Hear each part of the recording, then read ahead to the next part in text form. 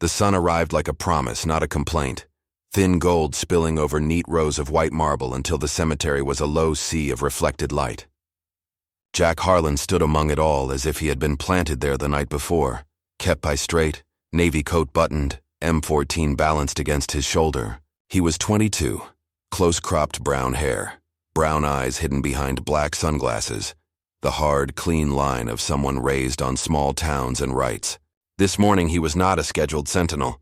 He had come with a private vow. His father, a Marine lost in 2017, had been the teacher of such promises. "A salute ain't just a gesture," the old man had said in a voice weathered by wind and duty.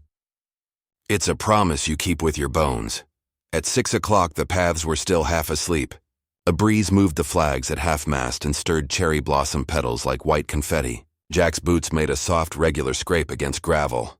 There were few onlookers, an old man on a bench, a young woman with a phone pointed, a mother walking her child past the stones. But Jack was a figure the place recognized even without the ceremony. Posture straight, hand to brow, his breath measured to a metronome that would not betray him. Sweat began to bead beneath the heavy wool at the nape of his neck, but his face did not tighten. He felt each hour like a ledger being balanced.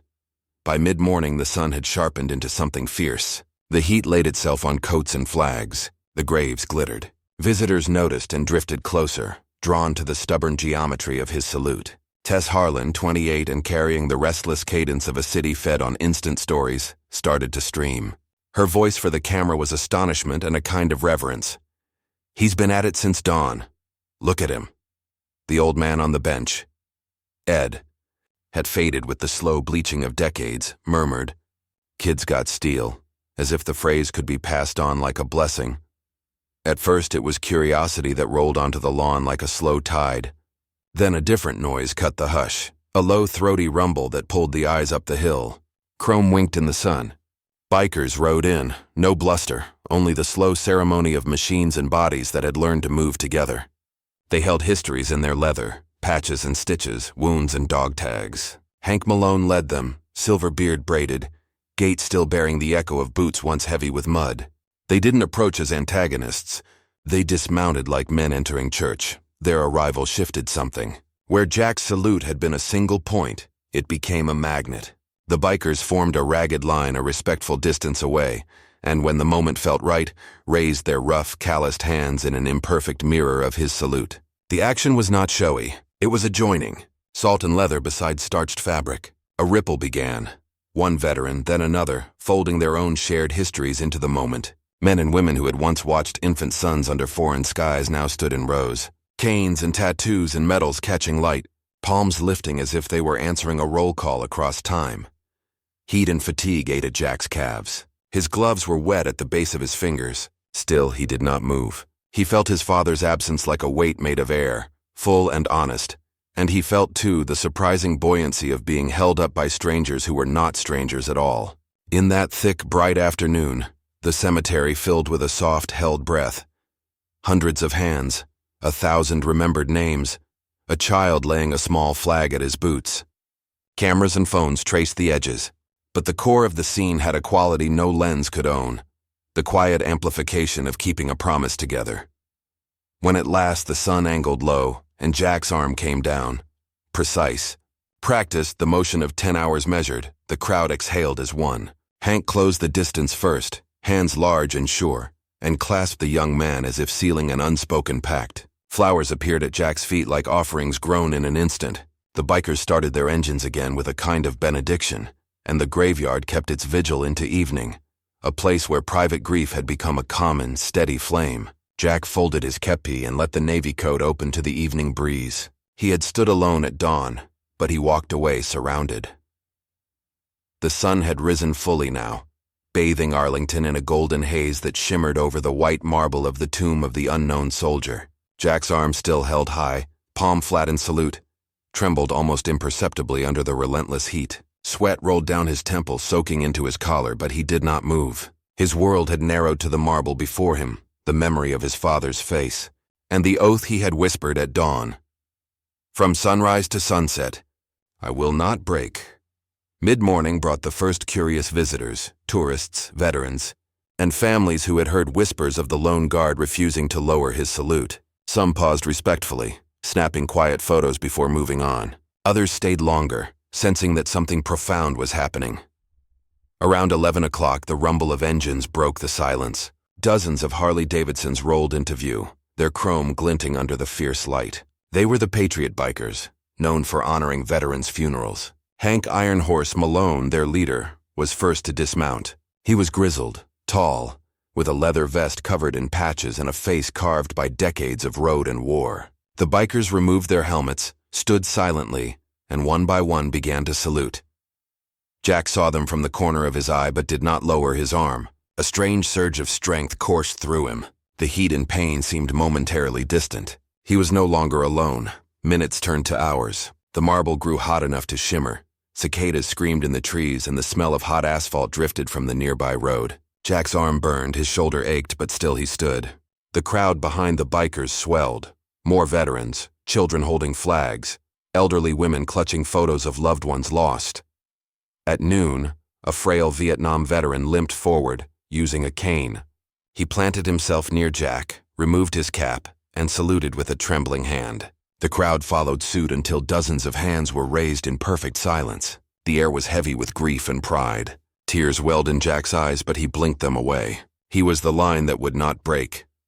The sound of a bugle carried faintly from somewhere in the distance. A few people began softly humming the national anthem. Jack's legs nearly buckled, but the collective presence around him held him upright. He felt the weight of every war, every loss resting on his salute, and knew he could not let it fall. By early afternoon, the air was almost unbearable. The once cool marble beneath Jack's boots radiated heat like a stove, and the brim of his cap offered little protection from the relentless sun. His uniform clung to him, soaked with sweat, the perfect creases now softened by hours of standing immobile. Every muscle in his arm screamed, his shoulder throbbed with fire, but he refused to lower his salute. The crowd had grown significantly. What had begun as a handful of witnesses was now a sea of people spreading across the plaza. Veterans of every war, children sitting on their parents' shoulders, strangers who had heard of the vigil and driven hours to see it for themselves. The air was thick with reverence and no one dared break the silence. Hank "Iron Horse" Malone stepped closer, boots heavy on the marble, and stopped just short of Jack. He stood at attention, his leather vest darkened with sweat, and raised his own hand to salute. One by one, the other bikers joined him. The sound of dozens of hands snapping up to foreheads echoed across the plaza like a single heartbeat. The shared gesture gave Jack a surge of strength. He straightened his spine, ignoring the pain, feeling as though the weight of every person's grief and pride had settled into his raised arm. He realized he was no longer just saluting for his father. He was saluting for all of them, for every name on every headstone around him. Then came the first flag. A little girl, no older than 8, stepped out from the crowd and stood beside her mother, clutching a small stars and stripes. She raised it high above her head, face solemn. Others followed. Soon a forest of flags was waving gently in the hot breeze. Jack's vision blurred, not from sweat this time, but from tears he fought to keep from falling. At some point, someone began to sing softly, just a whisper of the national anthem. Within moments, the entire plaza joined in. The sound swelled, imperfect but powerful, rolling over Jack like a tide. He stood locked in place, throat tight, tears threatening to break through his rigid discipline. As the final notes of the anthem died away, a heavy silence fell again. The only sound was the cicadas and the faint rustle of flags. Jack's knees trembled, but his resolve was stronger than ever. He would hold the salute until the sun disappeared, even if it meant collapsing where he stood.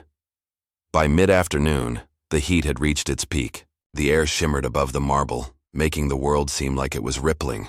Jack's body screamed for relief. His shoulder burned, his knees felt like they might give out at any moment, and every drop of sweat stung as it slid into his eyes. But the salute did not falter. The crowd now stretched far beyond the plaza. People were arriving from nearby towns, some carrying coolers of water for the spectators, others bringing more flags. But no one approached Jack. Everyone seemed to know instinctively that this was his test, his solitary vigil, and they would not break his focus. Hank "Iron Horse" noticed Jack swaying and quietly directed a couple of bikers to stand closer, creating a loose semicircle behind him, as if silently guarding him from falling. They did not touch him, only stood like a wall of leather and steel. The atmosphere grew heavier, more charged. A veteran in a wheelchair rolled forward, his chest full of medals. He stopped just in front of Jack and saluted with perfect precision. The crowd fell utterly silent again, and for a moment, all that existed was the two of them, the broken body of a man who had given everything, and the young soldier refusing to lower his arm. Jack's vision blurred completely now, tears spilling freely down his face. He was too tired to stop them. They cut pale streaks down the dust on his cheeks. Still, he did not move. Then something extraordinary happened. One by one, people began stepping forward, forming a line. Each took a moment to stand near Jack, salute, bow their heads, or place a flower at the foot of the tomb. The line kept growing, snaking back through the plaza. A soft wind picked up, tugging at the flags. The heat finally began to break. The sky shifted, clouds rolling in, and the first cool shadow crossed the plaza. The crowd let out a collective sigh of relief, but Jack remained rigid, determined to hold out until sunset, until the promise he had made was fully kept. The cemetery was quiet again, but Jack's mind was anything but calm. The night's events had shaken something loose inside him. He stood near the tomb, rifle at his side, staring into the faint mist rolling across the ground. The memory of the intruder's last look haunted him. Not rage, not fear, but something far more chilling. It had been recognition. Jack couldn't shake the thought. How could a stranger know me? In the following days, security was tightened. More guards were stationed, cameras checked hourly, and the chain of command demanded constant updates. Jack, however, found himself restless. He dug through archives, seeking any record of similar breaches. What he found was alarming. 2 incidents in the past decade had been erased from public record. No suspects ever named, no reports filed, only quiet notes marked resolved internally.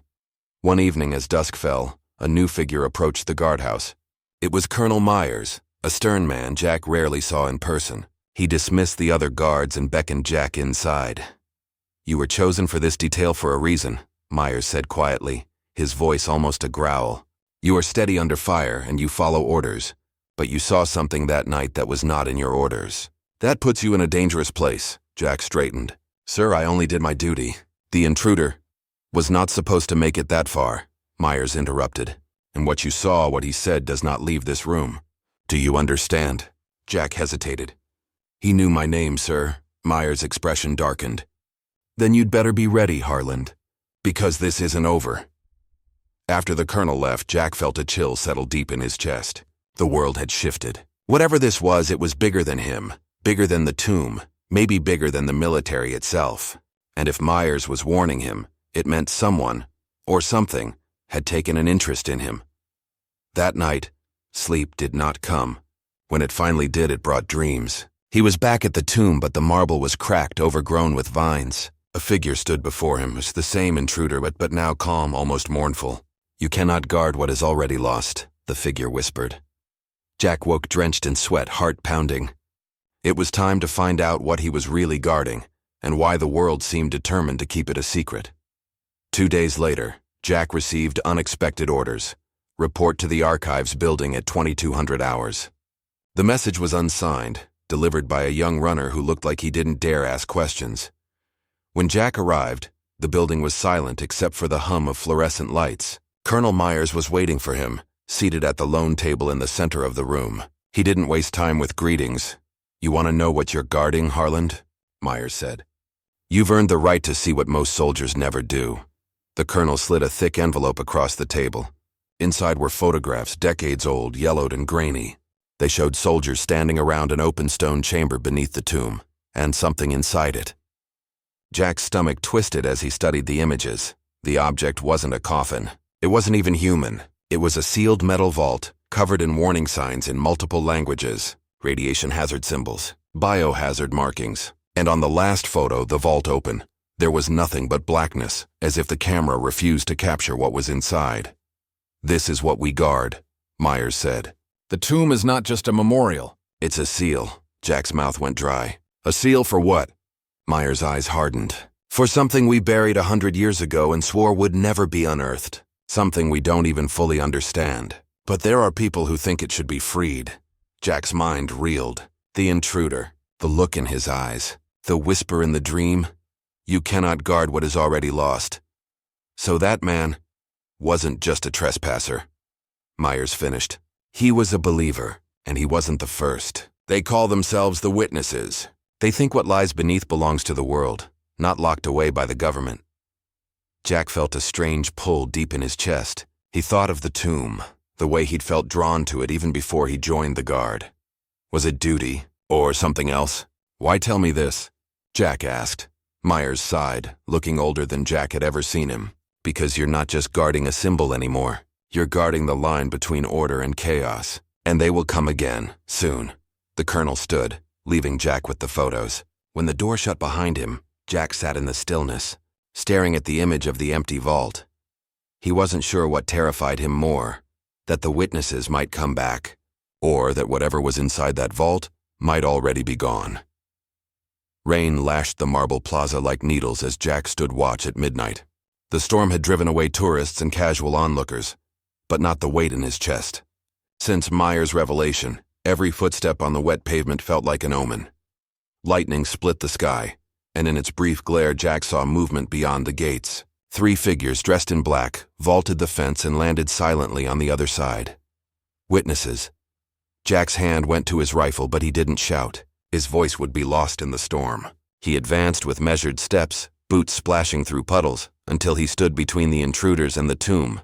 "Stop where you are," he barked. The first figure froze, then stepped forward into the light. It was the same man from that night, the one with the pale, almost luminous eyes. "You're too late, soldier," he said calmly, rain streaming down his face. "What you guard is already gone." Jack tightened his grip on the rifle. "Get on the ground, now," the man smiled sadly. "We don't want to hurt you, but the world must know." Another figure raised what looked like a device, not a weapon, but a strange metallic box glowing faintly blue. Jack's training screamed at him to act. He lunged forward, knocking the device from the man's hand just as a flash of lightning lit the plaza. The third intruder rushed him from the side, and suddenly, Jack was grappling on the wet stone, fighting for control of his weapon. The witness leader shouted something in a language Jack didn't recognize, and the 2 others tried to disengage, retreating toward the gate. But Jack refused to let go. He forced his opponent down, pinning him, rain mixing with sweat on both of their faces. Then came the sound, the unmistakable whine of approaching engines. Headlights cut through the rain as a line of motorcycles roared up the road. The Patriot Bikers. They dismounted quickly, forming a barrier around the tomb, their flashlights and headlamps turning the night into a flood of white light. The intruders hesitated, suddenly outnumbered. "You should not have called them," the leader said, voice almost mournful. "This was never meant to be violent." But he saw the rifles pointed at him and slowly raised his hands. The other 2 followed suit. By the time the military police arrived, the witnesses were on their knees, zip-tied, their faces calm as though they had already won. Jack stood there, soaked and shaking, unsure if he had truly stopped them or merely delayed something inevitable. 3 nights after the raid, the rain had stopped, but the unease never left. Jack was summoned once more, this time not to the archive, but to the tomb itself after midnight. Colonel Myers was waiting there, flanked by 2 MPs. Without a word, he handed Jack a key card. "Tonight you see it for yourself," he said. Jack followed him through a side door tourists never noticed, descending a narrow stairwell spiraling deep beneath the marble. The air grew cooler, damper, until it smelled of stone and earth. Finally, they reached a heavy blast door with radiation warning signs. The colonel slid his own card, then nodded for Jack to do the same. The door groaned open. The chamber beyond was vast, lit by a cold, artificial glow. In the center stood the vault Jack had seen in the photographs, but this time it wasn't closed. Its heavy lid lay on the floor like a toppled monolith. Jack stepped closer, heart pounding. Inside was not darkness this time, but a faint swirling light, as if looking into the night sky through a window. Stars shifted and blinked, but there was no reflection, no depth. "It's been like this since the breach," Myers said quietly. "We don't know what it means. Whatever was sealed here, it's gone, or it left." Jack felt a strange pull, a whisper at the edge of hearing. Not words, but a feeling. Not threat, not anger, almost relief. "Then why keep guarding it?" he asked. "Because symbols matter," Myers replied. "Because if the world knew what was once buried here, it might try to find it again. And because someone still has to stand watch, just in case it returns." Jack stood before the vault for a long time, staring into the infinite glow. In that moment, he understood that his duty was no longer just about honoring the unknown soldier. It was about guarding a secret that stretched beyond time, beyond war, beyond even humanity. When they emerged from the stairwell, dawn was breaking. The plaza glistened from the storm's memory, and the flag above the tomb caught the first light of day. Jack turned back once before resuming his post. The world moved on around him. Tourists would soon return, but he would remain, watching, waiting. And somewhere, far beyond the stars, something might one day come back.